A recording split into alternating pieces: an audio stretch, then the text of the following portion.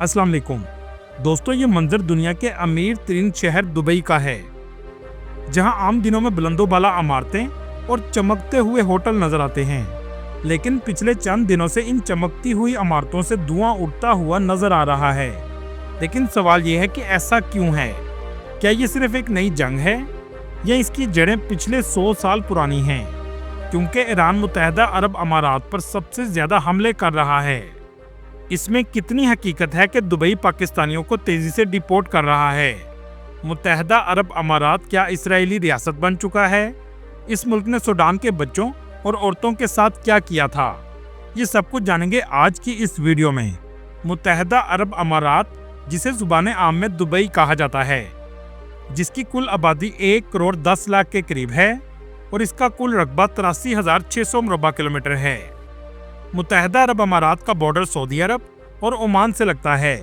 इसके अलावा समुद्री फासले पर कतर और ईरान वाक़या हैं। इस मुल्क में बड़ी तादाद में लोग एशियन ममालिक से काम के गर्ज से आते हैं। खासतौर पर इंडिया, पाकिस्तान और बांग्लादेश से लोग बड़ी तादाद में आते हैं। इंडियन की तादाद 40 लाख के करीब है, जबकि पाकिस्तानी 16 लाख के करीब मुत्तहदा अरब अमारात में रहते हैं। इंडियन की तादाद ज़्यादा होने की वजह यह है कि मुत्तहदा अरब अमारात ने अपने ताल्लुकात इंडिया से ज़्यादा रखे हैं, जबकि पाकिस्तान से ताल्लुकात में वक्त के साथ साथ कमी आ रही है। इसी वजह से काफ़ी अरसा से पाकिस्तानियों के वीज़े ना होने के बराबर लग रहे हैं। पाकिस्तानियों के साथ ऐसा क्यों किया जा रहा है, आगे चलकर आपको हम वीडियो में बताएंगे। मुत्तहदा अरब अमारात की जीडीपी $600 बिलियन है और जीडीपी के लिहाज से यहाँ के लोकल लोगों की आमदनी $54,000 के करीब है। दुबई को मशरिक वुस्ता का सुनहरी शहर भी कहा जाता है, जहाँ बुलंदोबाला इमारतें, ऐशो अशरत की जिंदगी और करोड़ों डॉलर का कारोबार होता है। लेकिन जब से इस पर हमला हुआ है, इसकी तस्वीर ही बदल गई है। ईरान और मुत्तहदा अरब अमारात के ताल्लुकात 1971 से खराब हैं। मुत्तहदा अरब अमारात और ईरान के दरमियान फासला 151 किलोमीटर का है। इसके दरमियान 3 अहम जजीरे लगते हैं, जिस पर ईरान का कब्जा है, जिनमें अबू मूसा जजीरा, तन्यूब कुबरा और तन्यूब सुगरा शामिल हैं। मुत्तहदा अरब अमारात इन्हें हर सूरत हासिल करना चाहता है। इसकी वजह यह है कि आबनाए हुर्मत से गुजरने वाले जहाज हर सूरत इन जजीरों के करीब से गुजरते हैं। जिसका इन जजीरों पर कब्जा होगा, वो आबनाए हुर्मत में सबसे ज्यादा ताकतवर होगा। ईरान और मुत्तहदा अरब अमारात के दरमियान ये रंजिशें कई सालों से चल रही हैं, लेकिन अब ये जंग की सूरत इख्तियार कर चुकी हैं। मुत्तहदा अरब अमारात ने गजा पर होने वाले जुल्म को सोचे बगैर इसराइल से ताल्लुकात कायम कर लिए, जिसके बाद अमारात में तरक्की की रफ्तार में भी तेजी आ गई। दुबई शहर पूरे खलीज की मईशत की रीढ़ की हड्डी बन गया। यहाँ दुनिया की सबसे बड़ी मसनूई बंदरगाह, जिसे जबल अली कहा जाता है, वो भी इसी शहर में मौजूद है। ईरान की मुत्तहदा अरब अमारात के साथ दुश्मनी में इजाफा तब हुआ जब 2020 में मुत्तहदा अरब अमारात ने इब्राहिम मुआहदे पर साइन कर दिए। इसका मतलब ये था कि अमारात ने इसराइल को तस्लीम कर लिया। ये तस्लीम करना ऐसा ही था जैसे गजा के शहीद बच्चों और औरतों की लाशों पर पांव रखकर इसराइल से हाथ मिलाना। इसराइल ने इसके बदले अबू धाबी में एम्बेसी खोली और इसके साथ साथ $250 मिलियन की इन्वेस्टमेंट की। इसके अलावा इसराइली सिक्योरिटी एजेंसियों ने दुबई में अपने कदम जमा लिए और दुबई से ही ईरान के जौहरी हथियारों पर कार्रवाइयाँ की जाती हैं। ईरान पर हमले के लिए दुबई की अल-कादर एयरबेस को इस्तेमाल किया जाता है। इसी वजह से ईरान बड़ी तादाद में मुत्तहदा अरब अमारात पर मिसाइल बरसाता है। अगर दुबई को नुकसान हो रहा है तो उतना ही इसराइली इन्वेस्टर को भी हो रहा है। दोस्तों, ईरान की जंग जब शुरू हुई तो 200 से ज्यादा यहूदियों को दुबई से फ्री फ्लाइट के जरिए तल अवीव पहुंचा दिया गया, जिसका इसराइल ने मुत्तहदा अरब अमारात को शुक्रिया भी अदा किया। क्या आप जानते हैं, दुबई ने $10 अरब से भी ज्यादा इन्वेस्टमेंट इसराइल में की है। इसी वजह से इसराइल मुत्तहदा अरब अमारात की मुकम्मल हमायत करता है और मुत्तहदा अरब अमारात भी इसराइल के मुताबिक चल रहा है। A group of Israeli companies have started their visit to the UAE in light of the development of investment, commercial and financial relations between the two countries. इस वक्त हजारों की तादाद में अमेरिकन फौजी दुबई की सरजमीन पर तैनात हैं, जिसमें इसराइली इंटेलिजेंस भी शामिल है। इसीलिए ईरान के मुताबिक मुत्तहदा अरब अमारात पर हमला करना इसराइल और अमेरिका पर हमला करने के मुतरादिफ है और ईरान को भी सबसे ज्यादा खतरा मुत्तहदा अरब अमारात की एयरबेसी से है। हालिया दिनों में ईरान और इसराइल के दरमियान शदीद जंग हुई।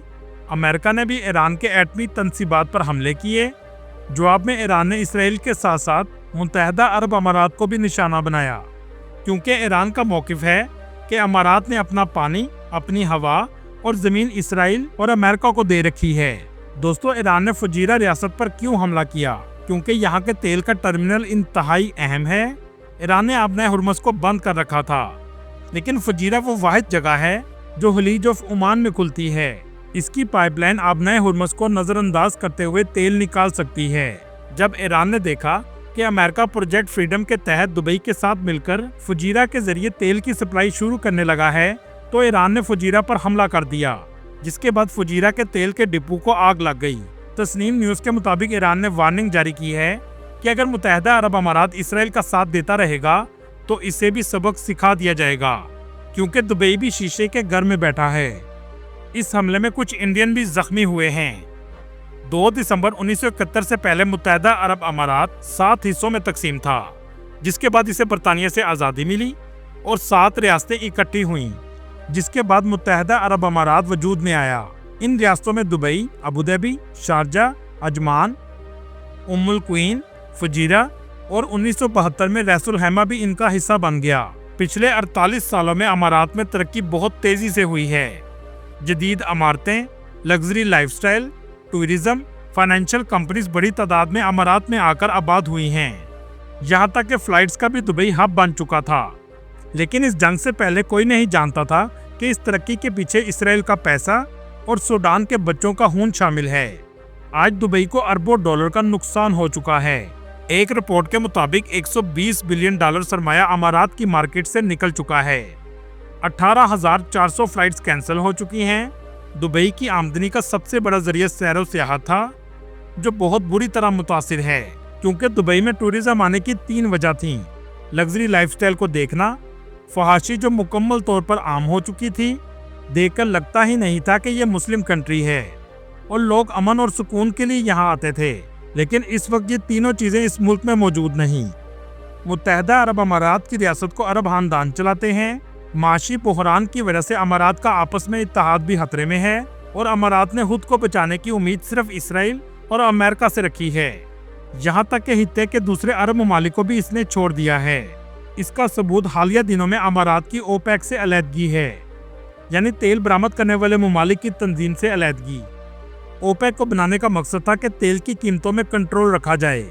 امارات کی علیحدگی کی وجہ یہ ہے کہ ایران بھی اس تنظیم کا حصہ ہے، اور دوسرا امارات چاہتا ہے کہ ہم دنیا کو اپنی مرضی کی قیمتوں پر پٹرول بیچیں گے۔ دوسرا اہم سوال یہ ہے کہ پاکستانیوں کو کیوں نکالا جا رہا ہے؟ جیسا کہ آپ جانتے ہیں، پاکستان ایران کو سپورٹ کر رہا ہے اور امارات کا زیادہ جھکاؤ انڈیا کی طرف ہے۔ دوسرا، امارات پاکستان کو اپنے لیے خطرہ بھی سمجھتا ہے۔ اس کی وجہ ہے سی پیک میں بننے والی گوادر پورٹ، جو دبئی کے جبل علی پورٹ اور فجیرہ کی پورٹ کی اہمیت کو کم کر دے گی۔ بغیر کسی وجہ کے پاکستانیوں کو اٹھایا جاتا ہے، سیدھا جیل میں لے جاتے ہیں اور اس کے بعد ڈیپورٹ کر دیا جاتا ہے۔ یہاں تک کہ اگر کوئی امارات میں میسج یا واٹس ایپ پر امارات کے خلاف بات کر رہا ہو تو اسے بھی اٹھا لیا جاتا ہے۔ اس لیے وہاں پر رہنے والے پاکستانی بھائیوں کو چاہیے کہ اس سے پہلے ان پر ایسا وقت آئے خود کو چوکنا رکھیں اور اپنے لیے کسی دوسرے عرب ملک میں نوکری کا بندوبست ضرور کر لیں۔ پاکستانیوں کے اقامے تک کینسل کر دیے گئے ہیں۔ یہ سلسلہ تیزی سے جاری ہے، اس لیے پاکستانیوں کی دبئی میں زندگی مشکل ہوتی جا رہی ہے۔ دوستو، جیسا کہ پہلے میں نے آپ کو بتایا، امارات کی اس چمک کے پیچھے سوڈان کے بچوں کا خون بھی شامل ہے۔ وہ کیسے؟ چلے میں آپ کو بتاتا ہوں۔ 2023 سے سوڈان میں ہانا جنگی ہے۔ یہ لڑائی 2 فوجی گروپوں میں ہے۔ ایک گروپ SAF ہے، جو سوڈان کی موجودہ آرمی ہے۔ اسے مصر، ترکی اور ایران کی سپورٹ حاصل ہے، جبکہ دوسرا باغی گروپ RSF ہے، جس کو سپورٹ متحدہ عرب امارات کرتا ہے اور اسلحہ بھی فراہم کرتا ہے۔ RSF سوڈان کے مسلم بچوں اور عورتوں کو بے دردی سے قتل کرتا ہے۔ آپ کے لیے یہ حیران کن بات ہوگی کہ امارات ایسا کیوں کر رہا ہے۔ پہلی وجہ یہ ہے کہ امارات سوڈان کی بندرگاہوں پر اپنا کنٹرول چاہتا ہے، تاکہ سوڈان کی سرزمین کا سونا اپنے ملک میں آسانی سے لے کر جا سکے۔ مطلب جو کام اسرائیل غزہ کے ساتھ کرتا ہے، وہی کام امارات سوڈان کے بچوں کے ساتھ کر رہا ہے، کیونکہ سوڈان میں 1600 ٹن سے بھی زیادہ سونا موجود ہے، لیکن وہاں کے لوگ بھوک اور پیاس میں زندگی گزارتے ہیں۔ दोस्तों इसी वजह से दुबई की गोल्ड मार्केट आपको चमकती हुई नजर आती है। इसके अलावा सूडान की ज़राअत पर भी अमारात की नज़र है। सूडान की हुकूमत ने अमारात से बिजनेस करने से इनकार किया था, जिसके बाद RSF जैसी तंजीम से अमारात ने खूनरेज़ी शुरू करवा दी।